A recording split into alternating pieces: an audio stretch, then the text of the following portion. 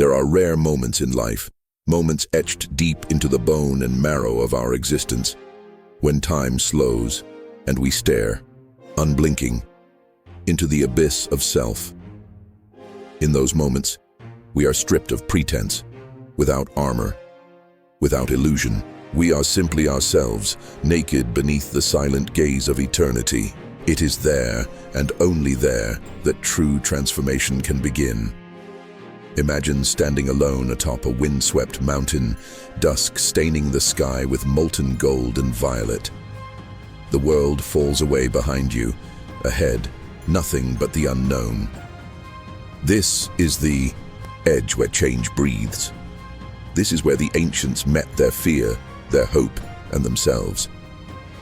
Marcus Aurelius, whispering into the Roman twilight, grappled with the turmoil within his mind.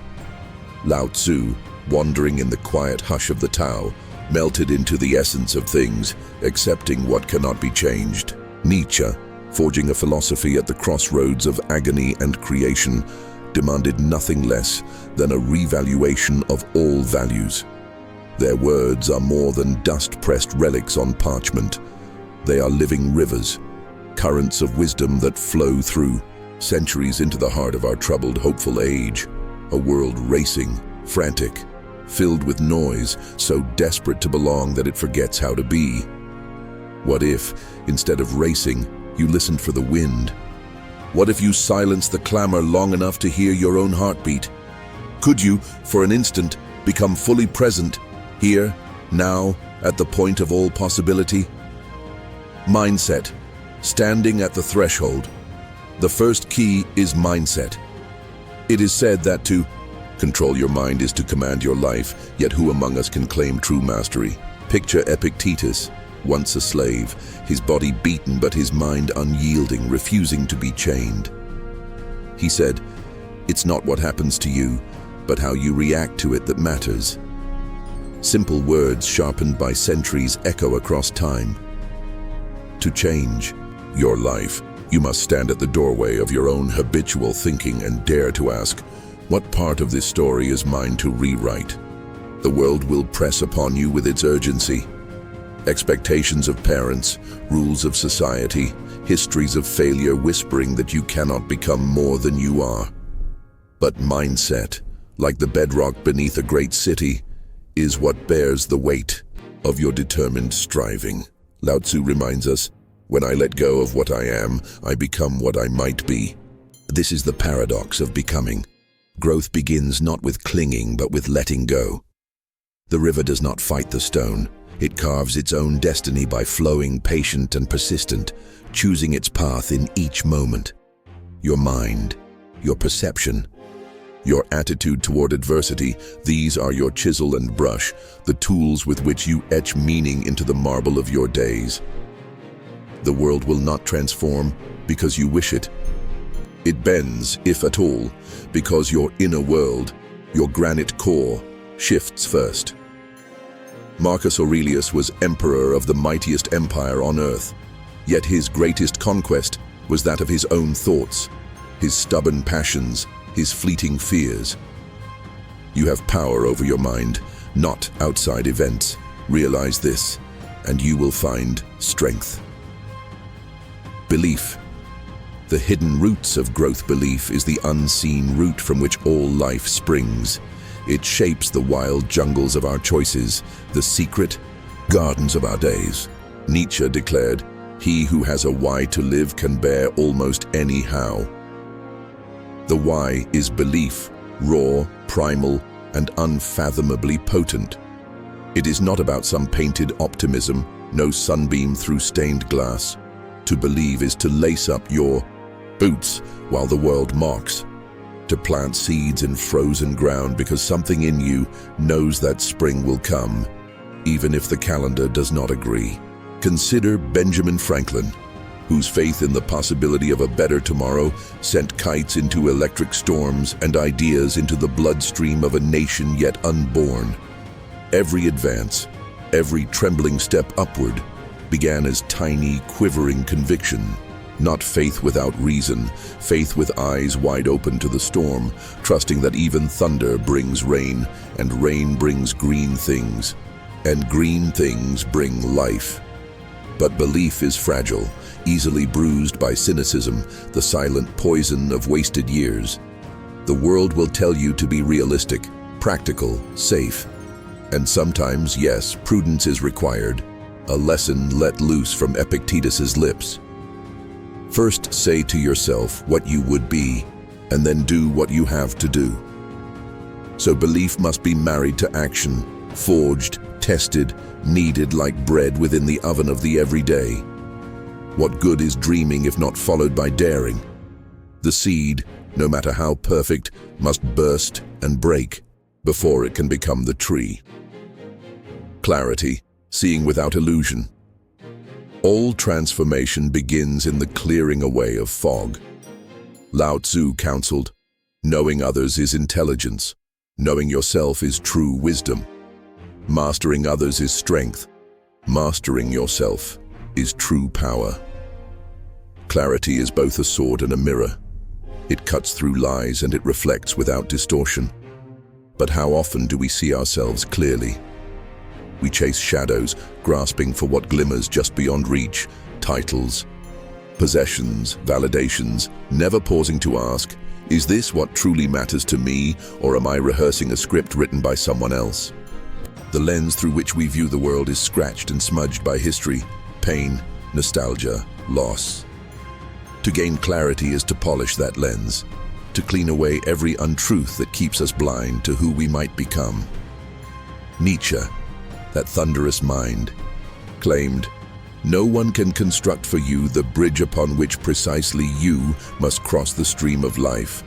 No one but you yourself alone." This is the project of clarity, seeing the landscape before you, but also the silent yearning within, and reconciling the two in the singular voice of your own calling. It is not about perfection. It is about honesty, about staring into your reflection and naming the thing you most want, the fear that keeps you pacing in cages made by doubt, and then, with trembling hand, burning away every excuse, every feeble justification, until only the naked longing remains. Vision, the art of imagining. The possible life is always remade by those who see beyond what is. Vision is the architect of the future, sprung from the blueprint of a mind unafraid to imagine. Marcus Aurelius stared at a crumbling empire and envisioned not decline but virtue. Benjamin Franklin, in the flicker of candlelight, sketched out possibilities that would one day become institutions, inventions, even revolutions. Lao Tzu, with the gentle patience of water coursing through canyons, invites you to flow with change. The Tao cares not for rigid plans. It whispers of cycles and tides, of adapting vision to the subtle contours of fate. Yet vision is not a fantasy. It is a commitment, an anchor in the storm. When you close your eyes and picture the greatest version of your life, what do you see? Do you glimpse fleeting happiness, fleeting success, or something deeper, a legacy, a way of living, a quality of being? Nietzsche challenges, become who you are. The call is not to dream in abstraction, but to envision so fiercely that every action, thought, habit aligns to that beacon. Your days are the brushstrokes with which you paint this future, not in some distant tomorrow, but through choices made in the immediacy of now. And so you stand at that mountain's edge, the voice of every sage whispering through the wind. 2. Change your world. Dare to change your mind. To change your mind, dare to imagine a life that belongs only to you, humble and fierce, fragile and unyielding. A life shaped by vision, clarity, belief, and above all, the relentless refusal to be less than you know you can become. But vision alone is not enough. The world is crowded with daydreamers, their aspirations faded and curled at the edges like old photographs, faces gazing out from behind quiet regret. There is an art to bringing vision down from the clouds and forging it through discipline into daily, intentional action. And here is where the oldest wisdom collides with the wild energy of today. Goals, the subtle geometry of purpose. Every flourishing tree began as a seed with one silent command written into its core: grow. Goals are your secret code, your internal geometry, aligning chaos into order and longing into movement. Benjamin Franklin, whose notebooks brimmed with resolutions and reflections, once said, "By failing to prepare, you are preparing to fail." He mapped his vices and virtues, tracked his progress with relentless honesty, turning intention into architecture. Yet, the wisdom of the ancients warns against the trap of rigid expectations. Lao Tzu's Tao Te Ching flows between the lines. A good traveler has no fixed plans and is not intent upon arriving. To set goals is to declare to the universe your willingness to grow, but to cling to outcomes is to strangle your own capacity for wonder. The Stoics understood this, marking their calendars with purpose, but leaving room for fate, fortune, the unpredictable dance of the cosmos.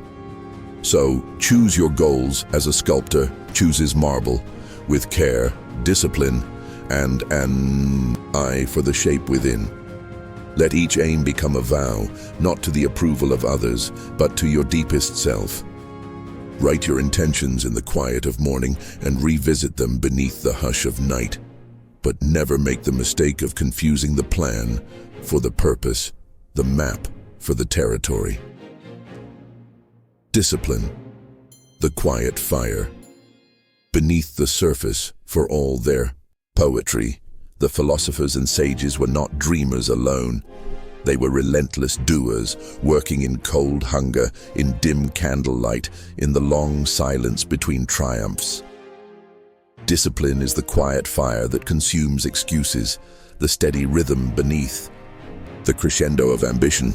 Marcus Aurelius, rising before the sun in the chill of his tent, forced himself from the warmth of his bed.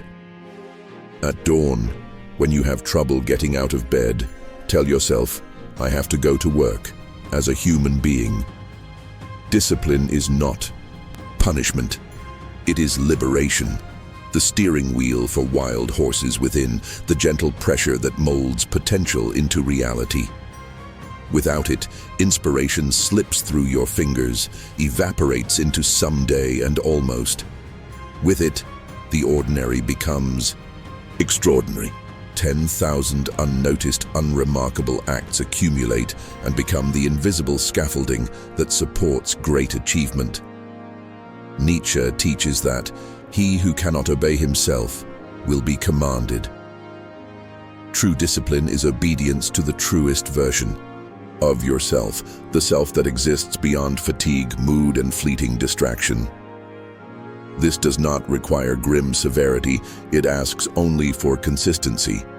The constant daily return to what matters most, especially when motivation fades. Action, the bridge between intention and becoming. All wisdom, unless carried into action, is nothing but dust. The pages of philosophy mean little if you will not step into the arena, dirt beneath your fingernails, risk beating in your chest. Epictetus insisted, "Don't explain your philosophy, embody it."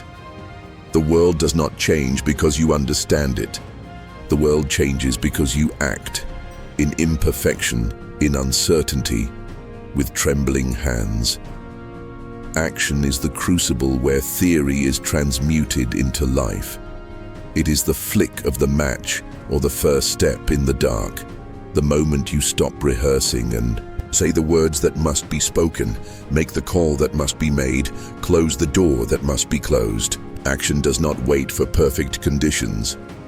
It is the soil where seeds of desire, belief, and clarity find their home. Lao Tzu whispers, "A journey of 1,000 miles begins with a single step." Most never take it, they remain frozen, captives of potential, haunted by what if.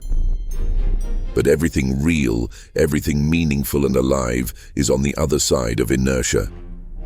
You are not only what you intend or wish or dream. You are what you do, every day, repeatedly, even when nobody is watching. In the philosophy of self-overcoming that Nietzsche bequeathed to the world, every act is either a submission to fate or a revolt against your lesser self. Action is the bridge. Step upon it with courage, and you become incrementally and undeniably someone new. Gratitude, the compass.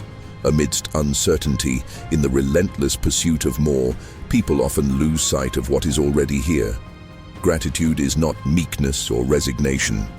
It is a radical act of awareness. Marcus Aurelius, wearied by battle and betrayal, reminded himself each morning to greet the day as it comes. To be grateful is not to ignore pain or frustration, but to insist against all odds on noticing what shines even in the darkness. Benjamin Franklin began and ended every day with questions. What good shall I do this day? And what good have I done today? In the accounting of small blessings and quiet victories, we train our perception to see wealth where others see only lack. Epictetus taught, "He is a wise man who does not grieve for the things which he has not, but rejoices for those which he has." Gratitude steers the vessel when ambition becomes a tempest. It is the gentle hand upon the tiller, reminding you that the storm is not everything, that even the rough sea hides hidden treasures beneath. It does not flinch from suffering, but learns, as the Stoics taught, to praise the dawn, even if the night was long. Adaptability, dancing with the river, rigidity. Snaps, water flows. Life mocks those who grasp too tightly, who insist the world and others conform to their particular design. Lao Tzu's Tao winds through the hard earth, undermines every wall, bends around every obstacle, shaping mountains not by force, but by persistence and grace. Adaptability is more than survival. It is the art of flourishing in a world that refuses to be predictable. Marcus Aurelius sat beneath banners of war and faced the collapse of empires, yet counseled himself to regard each event as the raw material for your virtue. Epictetus, enslaved and beaten, found in his ever-changing circumstances not prison but possibility. To adapt is not to surrender your values. It is to refuse to become a prisoner of circumstance. Nietzsche's Übermensch is not some brute tyrant. It is the one who shapes and reshapes themselves in response to the currents of fate, who dances lightly even on shattered ground. The wind may strip the tree's leaves, but it cannot uproot what bends with the storm. You too must bend.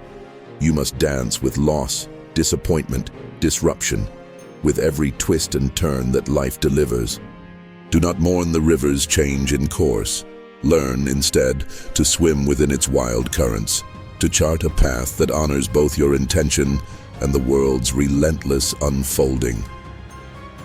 Resilience, meeting hardship. With open hands, there will come a day, perhaps sooner than you expect, when all your planning, all your dreams collide with pain. The loss of a loved one, the betrayal of a friend, the sudden, inexplicable unraveling of what seemed sure. In these moments, philosophy leaves the realm of words and becomes breath, blood, the very marrow of survival. Resilience is more than toughness. It is the willingness to feel every sorrow, every collapse, and begin again despite them, perhaps because of them. Marcus Aurelius lost children, battled sickness, witnessed the decay of Rome, and yet wrote with calm. The impediment to action advances action. What stands in the way becomes the way. Nietzsche, forged in personal suffering, saw in hardship not evidence of meaninglessness, but the very crucible of meaning. That which does not kill me makes me stronger. Epictetus, crippled by cruelty, modeled the art of transforming pain into possibility, not in denial, but in committed acceptance. True resilience is not an armor that keeps the world out, but a heart that lets the world in. All its beauty, all its brutality, and still chooses to rise.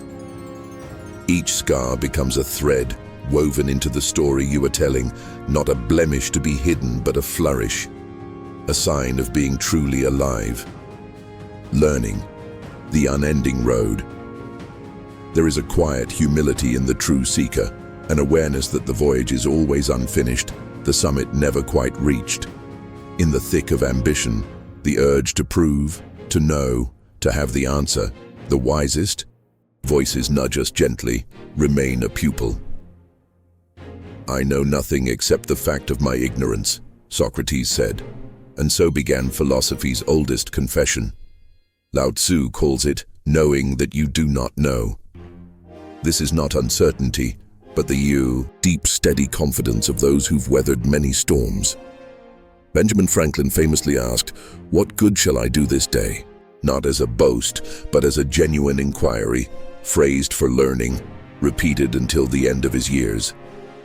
Epictetus drew a hard line between the things he controlled and those he did not.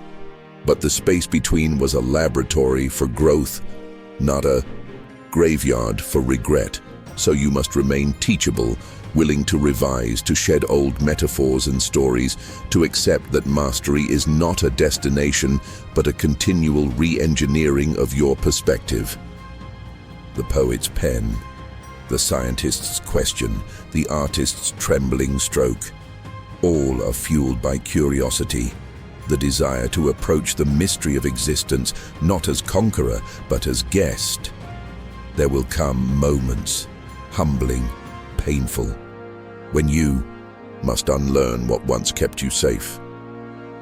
Marcus Aurelius, ruler of the known world, filled his journals with reminders to check his pride, to listen, to seize every struggle as a chance to practice not just wisdom, but humility.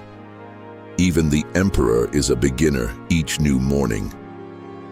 Humility, the gentle foundation of power. Nietzsche warned against pride. Too much self-grandiosity is a brittle mask, easily shattered by the first blow of reality. True greatness dances with humility in a paradoxical embrace. The oak stands only because its roots surrender to the dark, silent earth. To be truly strong is to know what you owe to luck, to lineage, to kindness and nurturing, to the invisible web of lives that have shaped your own. Imagine holding in your palm a cup of water, all the world's achievements compressed into a shimmering pool of moments, victories and heartbreak, joys and missteps. To live humbly is to know that you neither own nor control these things. You are a custodian, a witness, a participant in a drama vastly older and greater than yourself. The Stoics urged gratitude for every circumstance, not out of guilt or unworthiness, but as an acknowledgement of your place in the design. Humility does not shrink, nor does it bow to false modesty. It allows you to face your weaknesses with compassion and your gifts with stewardship. It creates space for others to shine. Lao Tzu wrote, "All streams flow to the sea because it is lower than they are." Humility gives it its power. So too, in you. The lower you bend, the closer you come to wisdom's source. Awakening, the call to live deliberately. Now the air is thin and electric. The journey has been long. Look back and see the thread. A delicate filament of choices, setbacks, little acts of courage and sudden insight that have woven you into the person you are today. In every struggle, every misstep, every small moment of kindness or resolve, you have been shaping your life's unique melody, your one wild and precious song. You are not the first to stand lonely on the edge of transformation, nor the last. The Stoics braved the collapse of empires. The Taoists wandered through tumult and silence. Nietzsche confronted his own darkness, forging from chaos a deeper order.